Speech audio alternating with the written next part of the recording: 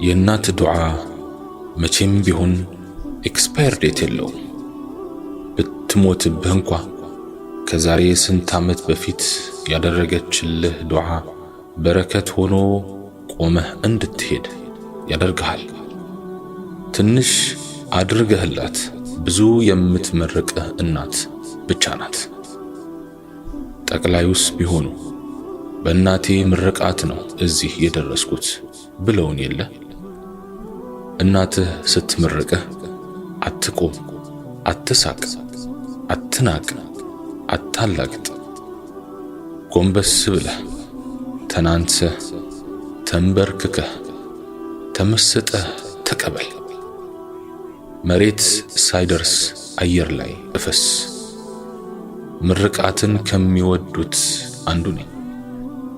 እብድ ራሱ ሲመርቀኝ ቶሎ አሜን እላለሁ። ወዳጆቼ ስጋታችሁ ይወገድ፣ ሓጃችሁ ይሙላ። እስቲ ዱዓ አድርጉ ትል ነበር እታለም አላህ ይዘንላትና። ውድ እናት ነበረች። ምን ያረጋል ታዲያ? እሷም ሞተች። ሌሎች ሰዎች እንደ ሞቱት ሁሉ ሞተች። ከሰው በልጦ ከሰው እኩል መሞት ያሳዝናል። ሌሎች በተቀበሩበት አፈርም ተቀበረች።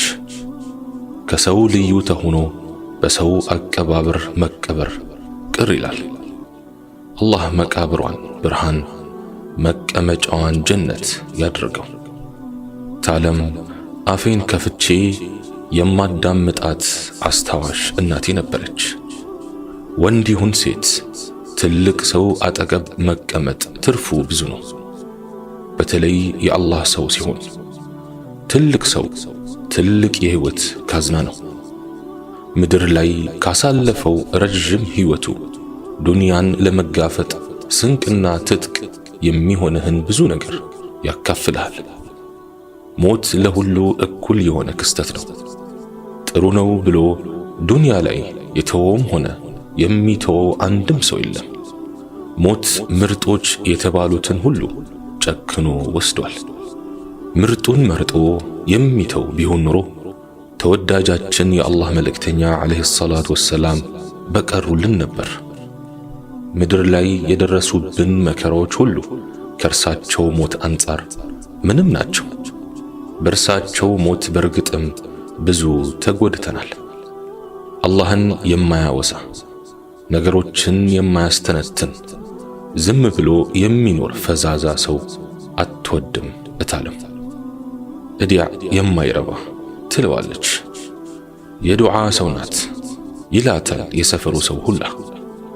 መጥፎ ሰው ስታይ፣ መጥፎ ነገር ስታይ፣ መጥፎ አስተሳሰብ ስታይ፣ መጥፎ መሪ ስታይ፣ መጥፎ ባለስልጣን ስታይ፣ መጥፎ ትውልድ ስታይ፣ መጥፎ ህልም ስታይ፣ መጥፎ ሁኔታ ስታይ ሌላ ምንም ነገር አትናገርም።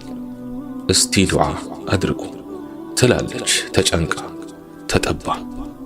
ይኸው ብቻ ነው ጥያቄዋ። እርጥብ ናት። ቀልቧ እርጥብ ነው። እጇ እርጥብ ነው። ሐያቷ እርጥብ ነው። ንግግሯ እርጥብ ነው። መከራ ወረደ አሊያም ሊወርድ ነው በተባለ ጊዜ ሁሉ ጊዜ ሳትወስድ ፈጠን ብላ ዱዓ ታደርጋለች። ዱዓ ታስደርጋለች። ለዱዓ የምትሰስተው ነገር የለም። ለዱዓ ብላ ታርዳለች። ለዱዓ ብላ ዳቦ ትደፋለች። ለዱዓ ብላ ሰደቃ ታደርጋለች። እንደ ዛሬው ሰው ደረቅ አይደለችም ታለምዬ። ያለ ትርጉም የምትኖር አይደለችም። ሁሉን ነገር ታስተውላለች። በጥልቀት አርቃ ታያለች። ሁሉን ሚስጥር ለማንበብና ለመፍታት ትጥራለች። ለመተንተን ትታገላለች። ነገሮችን አናንቃ የተለየ ትርጉም ሳትሰጠው የምታልፍ አይደለችም። በሐሳብም በተግባርም ሁሌም ከአላህ ጋር ናት። ለአላህ አብዝታ ያደረች ናት። ሁለመናዋ ከፈጣሪዋ ጋር የተሳሰረ በመሆኑ በሁሉ ነገር ውስጥ የአላህን ሥራ በጥልቀት ታያለች። በውስጥ ልቦናዋ ትመለከታለች። ጥሩ ነገሮች የተለወጡ እንደሆነ፣ ንጹህ የነበረው አየር ከደፈረሰ፣ ኑሮ ከተወደደ፣ ዝምድና ከተቆረጠ፣ መልካም ሁኔታዎች የተቀያየሩ ጊዜ፣ ክረምቱ ሲደርቅ፣ በጋው ሲዘንብ፣ ብርዱ ሲከፋ፣ ሐሩሩ ሲከብድ፣ ሰላሙ ሲጠፋ፣ ጥላቻው ሲንሰራፋ የሆነ ነገር እንዳለ ትጠራጥራለች። በጉዳዩ ውስጥ የሰማዩ ባለቤት እጅ እንዳለበት ታስባለች። እረ ዱዓ አድርጉ ብላ ታሳስባለች። በሰው ልጅ ላይ የሚዘንቡ የምድር ላይ መከራዎች ሁሉ የሰው ልጅ የክፋት ውጤቶች እንደሆኑ ታምናለች። እንደው ምን ታረገን ይሆን ጌታዬዋ ትላለች። ብቻዋን ታወራለች፣ ብቻዋን ትማጸናለች። እረ እናንተ ሰዎች ይሄ ነገር ዱዓ ያስፈልገዋል ትላለች። ዱዓ እናድርግ ብላ ታስታውሳለች። ድንገት ብድግ ትላለች። ፈጠን ብላ ሼኾችን አስጠርታ ዱዓ ታደርጋለች። አላህን ይፈራሉ ብላ ለምታስባቸው ደጋጎች ሁሉ ስለ ጉዳዩ ታሳስባለች። ዱዓ ዱዓ ዱዓ ነው የሌት ተቀን ውትወታዋ። ያለ ዱዓ መኖር፣ ያለ ዱዓ መቆም፣ ያለ ዱዓ መውጣት፣ ያለ ዱዓ መግባት፣ ያለ ዱዓ መተኛት መነሳት ይከብዳታል ለሷ። ዱዓ ምርኩዟ ነው። ዱዓ መደገፊያዋ ነው። ዱዓ ወንጭፏ ነው። ዱዓ በትሯ ነው። ዱዓ ሰይፏ ነው። ዱዓ ጦርዋ ነው። ዱዓ ጋሻዋ ነው። እታለም የአምላኳ ጥገኛ ናት። ያለሱ መጠጊያ ምሽግም የላት። የሁል ጊዜዋ ወሬዋ ከሱ ጋር ነው። ሹክሹክታዋ ወደሱ ነው። ምላሷ ከዚክር አያርፍም። ጣቶቿ ከሙስባሃ አይለዩም።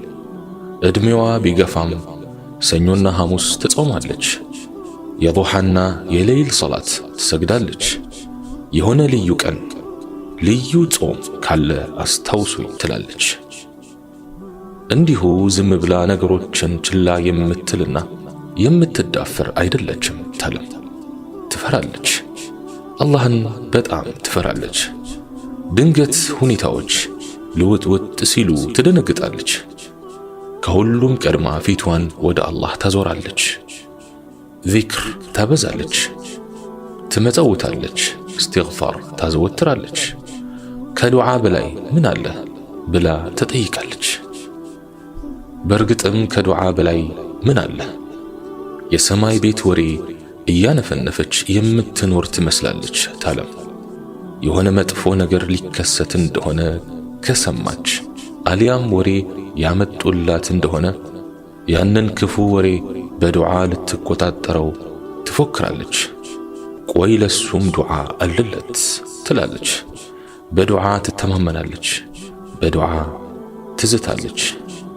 ዛሬ ላይ ዱዓ የማያስፈልገው ነገር ምን አለ ወዳጆቼ? አዎ ሁሉም ነገር ዱዓ ያስፈልጓል። አላህ በሰማነው የምንጠቀም ያድርገን። سبحانك اللهم وبحمدك أشهد أن لا إله إلا أنت أستغفرك وأتوب إليك وآخر دعوانا أن الحمد لله رب العالمين والسلام عليكم ورحمة الله تعالى وبركاته.